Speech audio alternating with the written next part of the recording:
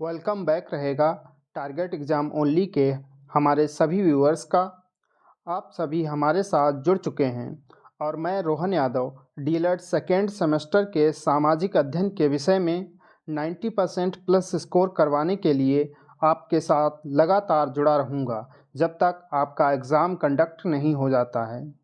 जहां मैं theory classes के स्थान पर क्वेश्चन पेपर के फॉर्मेट में क्लासेस कंडक्ट करवाऊंगा, जिससे आपके पेपर में आपकी बेस्ट परफॉर्मेंस रहे और आप 90% प्लस मार्क्स अचीव कर सकें। तो आज की क्लास में हम लोग देख लेते हैं कि पिछले वर्ष 2022 या 2023 में डीएलएड सेकेंड सेमेस्टर के इस सामाजिक अध्ययन विषय में किस प्रकार से प्रश्न पूछे गए हैं, उन प्रश्नों की संख्या कितनी रही है और इसके जो प्रश्न हैं उनका टाइप क्या रहता है। तो यहाँ पर जो प्रश्न हैं वो 3 प्रकार के प्रश्न पूछे जाते हैं। 3 प्रकार के प्रश्न पूछे जाते हैं। इसमें एक होता है बहुविकल्पीय प्रश्न, नंबर 1। ये बहुविकल्पीय होते हैं। बहुविकल्पीय प्रश्न पूछे जाते हैं। और नंबर दूसरे प्रकार के भी प्रश्न पूछे जाते हैं, जिसमें अति लघु उत्तरीय होता है और लघु उत्तरीय होता है। एक अति लघु प्रकार के प्रश्न पूछे जाते हैं, तीसरे होते हैं लघु उत्तरीय प्रश्न। तो ये 3 प्रकार के प्रश्न पूछे जाते हैं। इसमें जो प्रश्नों की संख्या रहती है वो कुछ इस प्रकार रहती है। पहले टाइप का जो बताया था उसमें 15 प्रश्न रहते हैं। दूसरे टाइप में भी 15 प्रश्न रहते हैं और तीसरे टाइप में भी इसमें 10 प्रश्न रहते हैं और ये एक मार्क्स के होते हैं। ये भी प्रश्न 1 मार्क्स का होता है, जबकि ये वाले प्रश्न जो लघु उत्तरीय थे वो 2-2 मार्क्स के प्रश्न पूछे जाते हैं। निल देख के समझ चुके होंगे कि हमारे साथ 8 बजे क्लास, ये हमारी आज दूसरी क्लास है और हमारे साथ आप जुड़ेंगे। साथ में आप देख लेते हैं कि जो हमारे क्लास चल रहे हैं उनकी टाइमिंग क्या है। तो इसमें टाइमिंग देख लेते हैं। तो सुबह में जो 8 बजे है वो इंग्लिश की क्लास चलती है और सुबह 10 बजे विज्ञान की क्लास चलती है। शाम को 8 बजे सामाजिक अध्ययन हमारे साथ और शाम 9 बजे मैथ की क्लास चलेगी। और देखते हैं जो पिछले वर्ष परीक्षा प्रश्न पत्र 2023, ये मैंने वेबसाइट से उठाया है, वहाँ से आपको भी मिल जाएगा, अगर देखना चाहें मिल जाएगा वहाँ पे। तो ये सामाजिक अध्ययन में देखते हैं किस किस प्रकार के प्रश्न पूछे जाते हैं और किन प्रश्नों की संख्या कितनी रहती है, वो हम आप आज के इस वीडियो में देख लेते हैं। तो इसमें प्रश्न नंबर पहला है, ये वस्तुनिष्ठ प्रश्न है। कैसे प्रश्न है? ये वस्तुनिष्ठ प्रश्न है और वस्तुनिष्ठ प्रश्न में पहला प्रश्न जो मैं आपको पिछली क्लास में करा भी चुका हूँ, वहीं से देखते हैं। आज भी इन प्रश्नों को बहुत एक्सप्लेन नहीं करूँगा, क्योंकि आज का सिर्फ और सिर्फ मेरा उद्देश्य यही था कि आपको पेपर किस प्रकार से आता है वो दिखाया जाए। तो इसमें देख लेते हैं। प्रश्न पहला है, 42वां संविधान संशोधन किया गया। कब किया गया? 1972 में, 1976 में या 1980 में या 1978 में? तो ये संविधान संशोधन 1976 में हुआ। नेक्स्ट प्रश्न देख लेते हैं। नेक्स्ट है, न्याय पंचायत का कार्यकाल कितने वर्ष का होता है? तो ये भी प्रश्न हम कल करा चुके हैं, तो इसमें भी जल्दी जल्दी देख लेते हैं सारे प्रश्न। तो ये 5 वर्ष के लिए होता है। नेक्स्ट देख लेते हैं, वर्तमान में भारत के कैग कौन हैं? कैग मतलब comptroller auditor general of India. तो इसमें गिरीश चंद्र हैं, गिरीश चंद्र मुर्मू हैं, या गिरीश चंद्र त्रिपाठी हैं, या नन ऑफ अदर। तो इसमें ऑप्शन हो जाएगा बी, गिरीश चंद्र मुर्मू। गिरीश चंद्र मुर्मू इस टाइम वर्तमान में भारत के कैग हैं। नेक्स्ट प्रश्न देख लेते हैं। नेक्स्ट प्रश्न है, भारत के राष्ट्रपति की स्थिति ब्रिटेन के राष्ट्रपति से मिलती जुलती है। ये जो वाक्य है ये किसके द्वारा कहा गया है? तो ये वाक्य किसके द्वारा कहा गया है? जवाहरलाल नेहरू द्वारा, सीतारामैया द्वारा, भीमराव अंबेडकर द्वारा, या इनमें से कोई नहीं। तो ये वाक्य कहा गया है भीमराव अंबेडकर द्वारा। नेक्स्ट प्रश्न देख लेते हैं, सामंतवाद का पतन किस सदी में हुआ है? तो सामंतवाद का जो पतन है वो 15वीं शताब्दी में हुआ, या 20वीं में हुआ, 11वीं सदी में हुआ, या 13वीं सदी में हुआ? तो इसका पतन जो है वो 13वीं सदी में हुआ था। नेक्स्ट प्रश्न है, सबसे अच्छा लोहा माना जाता है। तो सबसे अच्छा लोहा कौन से किस्म का होता है? लोहा 4 प्रकार का होता है जिसके प्रकार दिए गए हैं। एक होता है सिडेराइट, लिमोनाइट, मैग्नेटाइट या हेमेटाइट। तो इसमें सबसे जो बेहतरीन और बेस्ट क्वालिटी का लोहा माना जाता है वो हेमेटाइट होता है। इसमें शायद मिसप्रिंट है, कुछ हेसेटाइट लिख दिया है। नेक्स्ट प्रश्न देख लेते हैं। तो नेक्स्ट प्रश्न है, अकबर के नवरत्नों में कौन शामिल नहीं था? तो ये भी बता चुके हैं, रैदास जी शामिल नहीं थे। नेक्स्ट है, अलाउद्दीन खिलजी ने किसकी हत्या कर सत्ता प्राप्त की थी? तो अलाउद्दीन खिलजी ने जलालुद्दीन खिलजी की हत्या कर सत्ता प्राप्त की थी। नेक्स्ट है, जौहर प्रथा प्रचलित थी। ये प्रश्न कई बार पूछा जा चुका है और हो सकता है नेक्स्ट टाइम फिर पूछा जाए। तो ये किस काल में हुई थी ये देख लेते हैं। राजपूत काल है, सल्तनत काल है, मौर्य काल है, मुगल काल है? तो ये जो है राजपूत काल में जौहर प्रथा प्रचलित थी। नेक्स्ट है,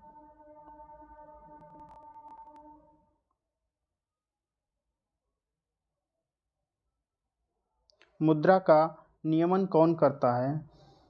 मुद्रा का नियमन कौन करता है? तो मुद्रा का नियमन जो है आरबीआई द्वारा किया जाता है। नेक्स्ट है, सिडबी का मुख्यालय कहाँ है? ये नए प्रश्न हैं जहाँ हमने नहीं कराए थे। ये सिडबी का मुख्यालय कहाँ है? तो सिडबी का मुख्यालय ऑप्शन दिया गया है लखनऊ, कानपुर, इलाहाबाद, जौनपुर। तो ये none of the option is first, Lucknow. Next is, Ajanta में गुफाओं की संख्या कितनी है? ये प्रश्न भी पूछा जा चुका है 2023 के एग्ज़ाम में। तो अजंता में गुफाओं की जो संख्या है वो 30 है। नेक्स्ट देख लेते हैं, सबसे पहले भारत आने वाले चीनी यात्री। तो सबसे पहले भारत में कौन सा चीनी यात्री आया उसका नाम बताना है। तो सबसे पहले भारत में चीनी यात्री जो आया है, तो इनमें से सही ऑप्शन हो जाएगा मेगास्थनीज। नेक्स्ट क्वेश्चन देख लेते हैं, भारत में सर्वाधिक वर्षा वाला स्थान, भारत में सर्वाधिक वर्षा वाला जो स्थान है वो हो जाएगा मेघालय का मौसिन राम। ये सबसे ज़्यादा बारिश वाला है। चेरापूंजी में भी अधिकतम बारिश होती है, परंतु ये दोनों स्थान मेघालय में ही पड़ते हैं।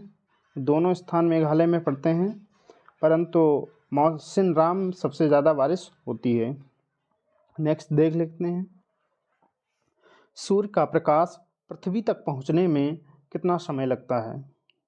तो फर्स्ट ऑप्शन है 5 मिनट 8 सेकेंड, सेकेंड ऑप्शन है 6 minute 3 second, third option 4 minute 3 second and last 8 minute 3 second. ये 8 मिनट 3 सेकेंड इसका सही आंसर हो जाएगा, लेकिन इसमें आंसर वेरी करता है। कहीं कहीं पर आपको 8 मिनट 8 मिनट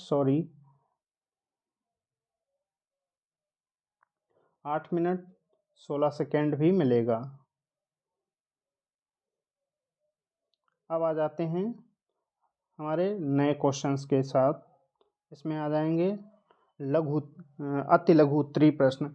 ये भी प्रश्न 15 पूछे जाते हैं और 15 प्रश्नों में सभी का मार्क्स जो होते हैं वो एक मार्क्स का होता है। हर प्रश्न इसमें भी 1 मार्क्स का होगा। तो इसमें देख लेते हैं, जैसे क्वेश्चन नंबर 16 है ये, गुलाम वंश की स्थापना किसने की? सभी को पता होना चाहिए, कुतुबुद्दीन ऐबक। क्वेश्चन नंबर 17 है, गुप्त काल के किन्हीं दो शासकों के नाम लिखिए। इसमें आप लिख सकते हैं समुद्रगुप्त या श्रीगुप्त, विक्रमादित्य का नाम भी लिख सकते हैं। और नेक्स्ट है, चट्टानें कितने प्रकार की होती हैं? चट्टानें 3 प्रकार की होती हैं, अवसादी, रूपांतरित और आग्नेय चट्टानें, ये 3 प्रकार की होती हैं। क्वेश्चन नंबर 19 कहता है कि पृथ्वी की आकृति कैसी है? तो पृथ्वी की आकृति गोल है, परंतु ये ध्रुवों पर थोड़ी चपटी और इक्वेटर पर थोड़ी जो है उभरी हुई होती है। नेक्स्ट क्वेश्चन है, बेसाल्ट किस चट्टान का उदाहरण है? तो बेसाल्ट जो है वो एक तरह से आग्नेय चट्टान का उदाहरण है। आग्नेय चट्टानें, वो भी आग्नेय में ये बहिर्वेदी आग्नेय चट्टानें होती हैं, उसका उदाहरण बेसाल्ट चट्टानें होती हैं। नेक्स्ट है, मूल कर्तव्यों की संख्या कितनी है? मूल कर्तव्यों की संख्या जो प्रेजेंट में है वो तो 11 है, लेकिन मूल संविधान में ये संख्या 10 थी और 11वां जो मूल कर्तव्य जोड़ा गया है वो 86वें संविधान संशोधन 2002 द्वारा जोड़ा गया है। 2002 द्वारा जोड़ा गया है। नेक्स्ट है, चालुक्य वंश का संस्थापक कौन है? तो चालुक्य वंश का संस्थापक जो था वो, उसे पुलकेशन फर्स्ट कहते हैं। पुलकेशन फर्स्ट।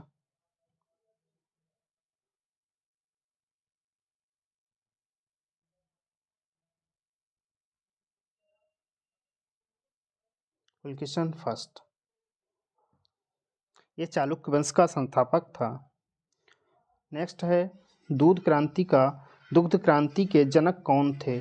तो ये सभी को पता होंगे, डॉक्टर वर्गीज कुरियन।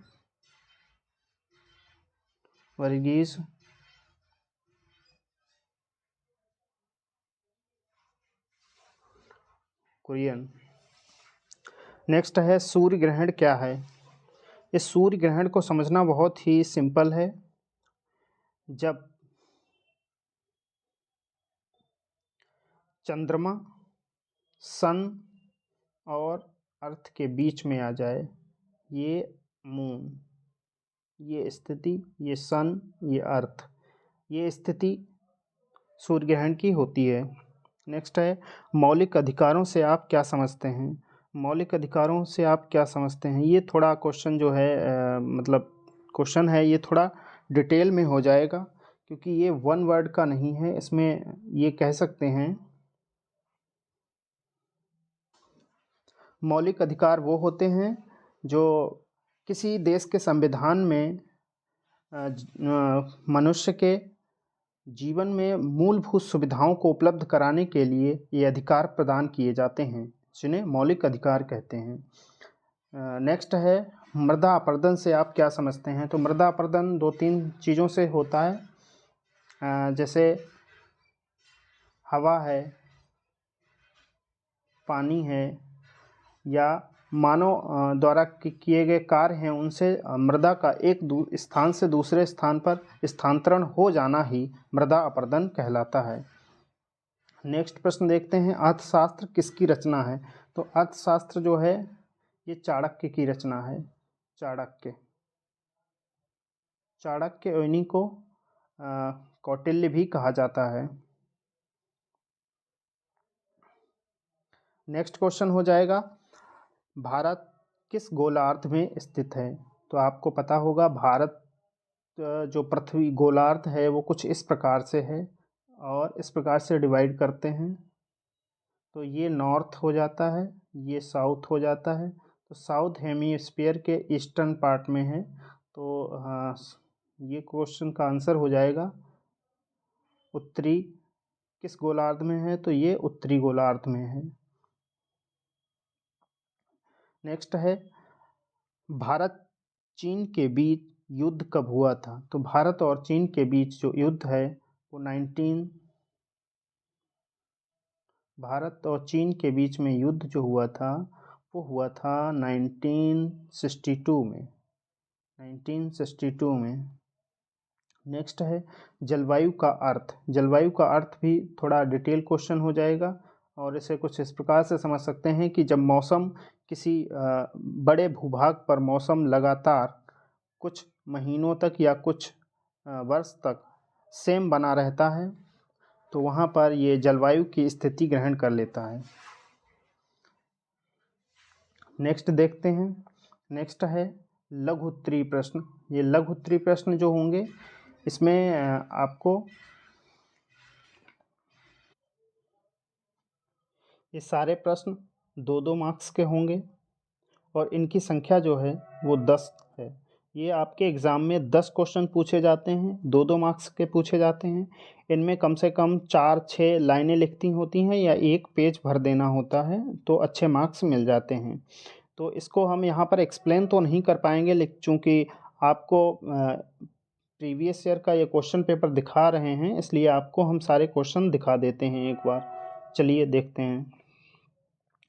क्वेश्चन है अच्छे नागरिक के 4 गुण का वर्णन कीजिए।